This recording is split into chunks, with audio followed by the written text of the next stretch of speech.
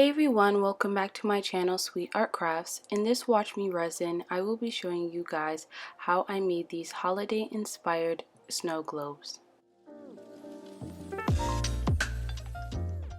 Before getting into the rest of this video, I want to reiterate the epoxy resin safety. Please make sure that you're wearing nitrile gloves and if possible wearing long sleeve shirts.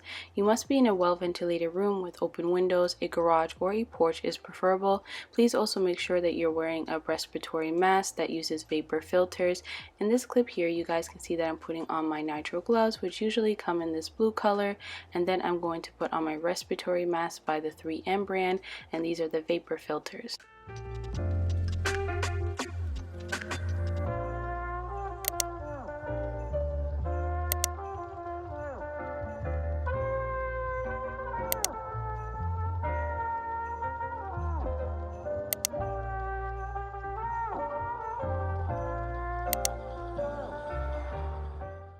The mold design that we're using today is my snow globe one.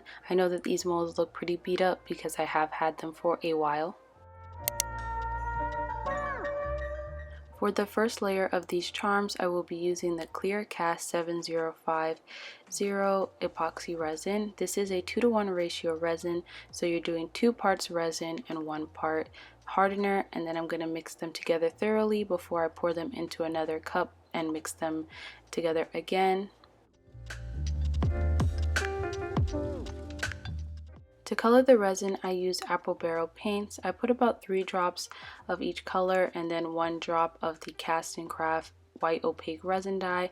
I added the opaque resin dye just to up the opacity because with just the paints, it just looks kind of muddy to me.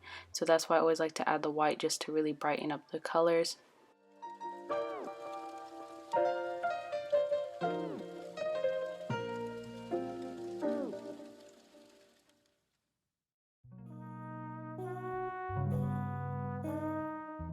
I use various iridescent glitter colors that I got from Walmart or Etsy. I'll make sure to link down where I got most of my glitters from because I know some of the stuff that I have in this video are not available anymore.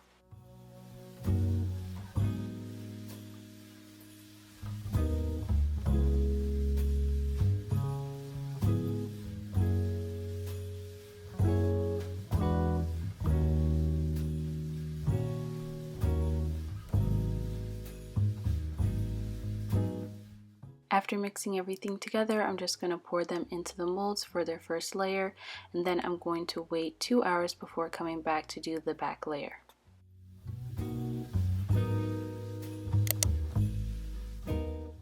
I was able to go ahead and pour on the back layer of these charms within 2 hours because the ClearCast 7050 resin is a fast curing resin, so within 2 hours the back is already tacky, so when I pour on the back layer of resin, it doesn't mix together with the front layer of the resin.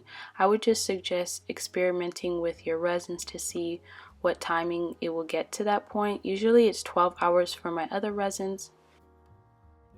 For the back layer of resin, I did use liquid diamonds because it is a very clear resin. ClearCast 7050 resin does get pretty clear, but not as clear as liquid diamonds does.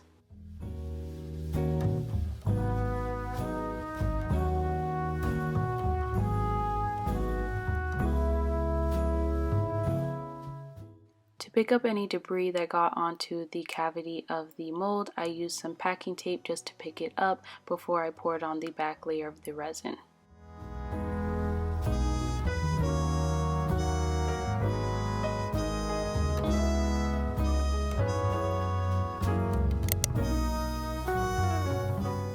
I let them cure for 24 hours and this is how they look like. Since I only have 2 of these molds, I did repeat this whole process for the other 2 snow globes.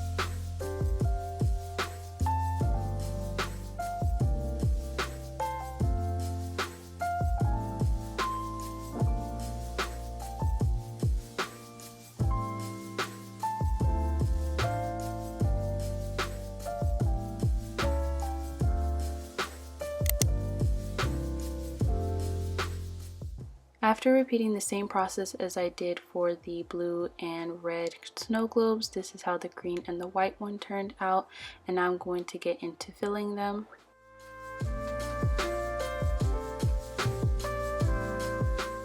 Before I get into filling the red and the green one, I'm going to take some white acrylic paint and a paintbrush, and I'm going to paint some snow into the snow globe charm. After I painted these, I did allow them to dry for 24 hours just because I wanted to make sure that they were fully dry before I add any baby oil into them.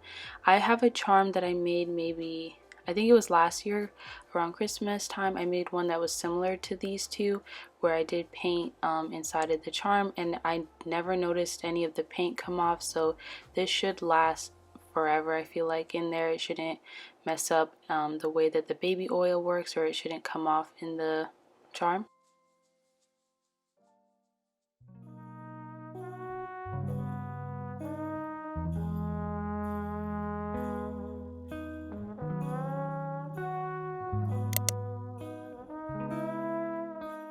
Now I'm going to glue in these Christmas buttons that I got last year at Hobby Lobby. I know a lot of people don't support Hobby Lobby, and I did get these last year, but I have seen these also on Etsy, but I'm not sure if they're around all year. But all I'm going to do is put them into the cavity of the charm and use UV resin to glue them in. With the button, I did cut off the back of the loop so that it can sit flat into the charm, and then some of the parts did come apart when I cut off the back loop, but all you have to do is just try to glue those pieces together with UV resin and it will come together nicely.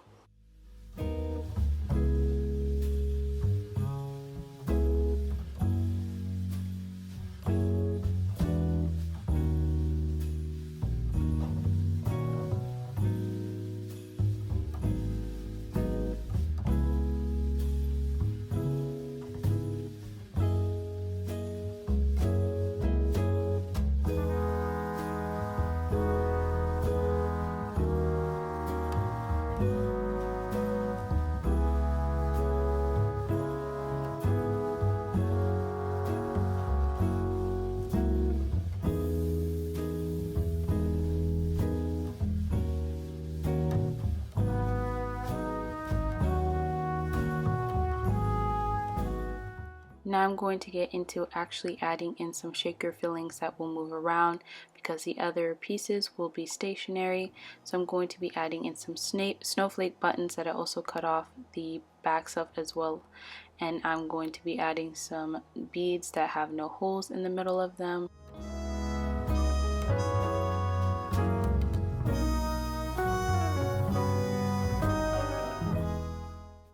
After finishing the first two, I went ahead and started adding the shaker fillings for the other ones.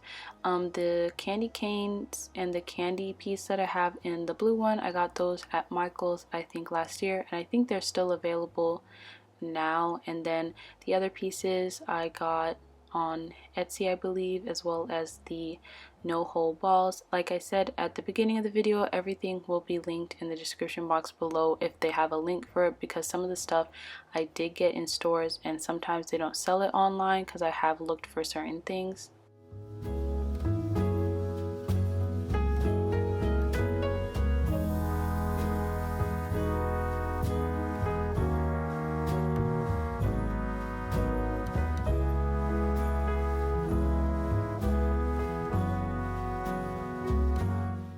To seal in all of the shaker fillings, I will be using transparency film and a Sharpie pen to trace around the charm. I'm sorry that you guys can't really see what I'm doing because I did lose my black Sharpie pen and I only had my pink one left. So I'm just going to trace around the area, and then I'm going to leave a little dot where I'm going to punch the hole. I repeated the same process with the other two charms.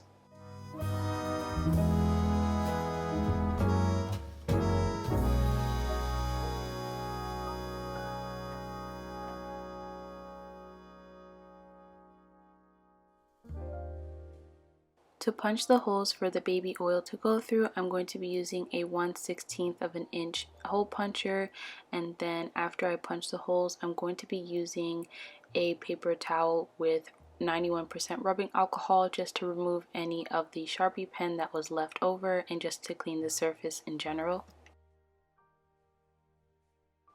To attach the transparency film to the charm, I'm going to be using UV resin that I put on that toothpick, and I'm going to apply a small amount so that I can move around the transparency film to where I want it, and then I'm going to use a Q-tip with rubbing alcohol on it just to wipe away the excess UV resin that spewed out, and then using my UV torch, I'm going to cure it. After I've done that, I'm going to work section by section by applying more UV resin. Since I work with bright lights, usually my UV resin starts curing very fast, so I have to work section by section with how I apply it. And then I'm going to repeat the same process of pressing it down with the tweezer and then cleaning up the excess with a Q-tip with rubbing alcohol and then curing it. If you are not working with bright lights like I am, you can just go ahead and just apply the UV resin all around the rest of the area and then curing it afterwards. Or if you don't like to do this, you can just apply the UV resin all over the piece and then apply the transparency film. I just like doing it this way now because it allows me to control where the transparency film goes and it doesn't cause too much of a mess like I did before when I used to do it the other way.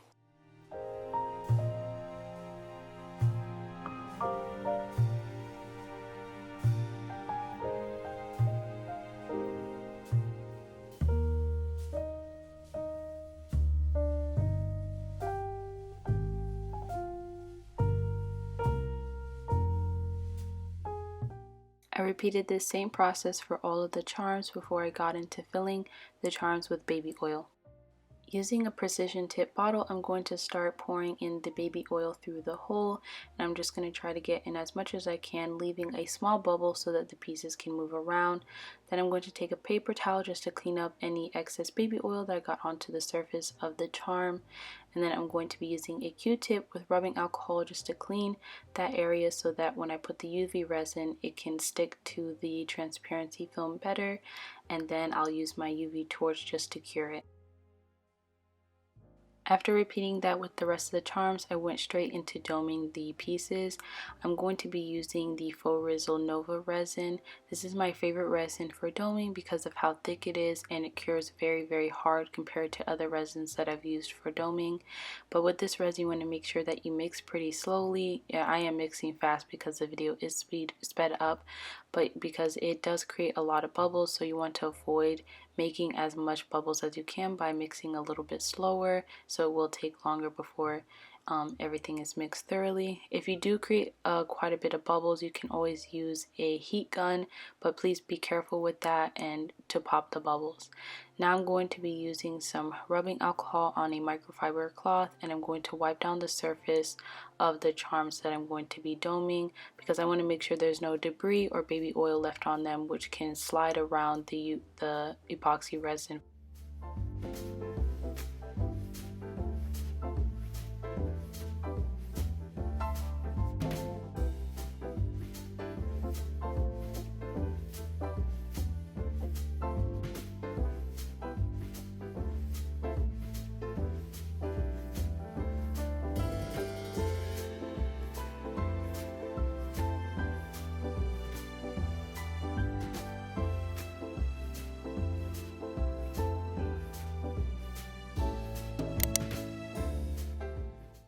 I let the dome for the front part of my pieces cure for 24 hours before I went into doming the backs of them. Since I use Liquid Diamonds resin for that back layer, it always leaves kind of a film, kind of oily look to it, and I want my pieces to look really clear, so I do add a back dome. It is not necessary to do this, but I personally just like to do this for all of my charms just because I feel like it gives it a more of a professional look and evens out anything that might have gotten onto the back of the pieces from when I first poured them.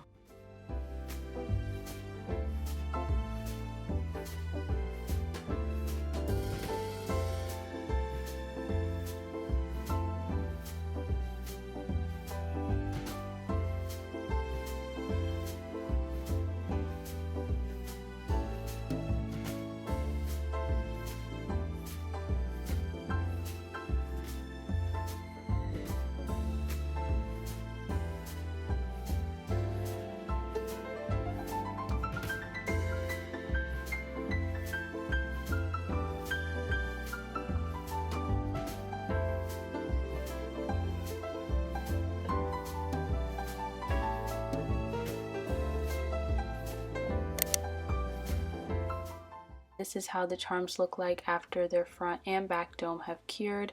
I know these are probably not my most creative pieces that I've made, so I still hope you guys enjoyed this video. Now I'm going to get into adding the keychain attachments to them. So I already went ahead and drilled my holes into the pieces, and I'm going to be adding eye screws into them. I drill a deep enough hole to where I don't have to use my pliers to twist them, because I noticed the eye screws break when I use my pliers. And now I'm going to start applying some UV resin with a toothpick onto the area where I have the eye screw, because I really want to secure them into the charm.